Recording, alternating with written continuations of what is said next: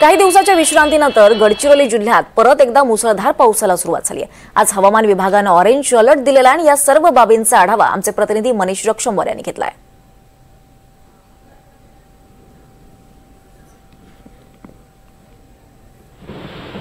काही दिवसांच्या विश्रांतीनंतर परत एकदा गडचिरोली जिल्ह्यामध्ये मुसळधार पावसाला सुरुवात झालेली आहे।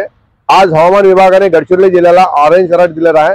आपण गडचिरोली जिल्ह्यातील मुलचेरा या तालुक्यामध्ये आलेलो आहोत आणि मुलचेरा तालुक्यातील हा जंगल परिसर आहे। बघू शकता या ठिकाणी मुसळधार पावसामुळे जागोजागी पाणी जमा झालेले आहे आणि जंगल सुद्धा हिरवगार झालेला आहे।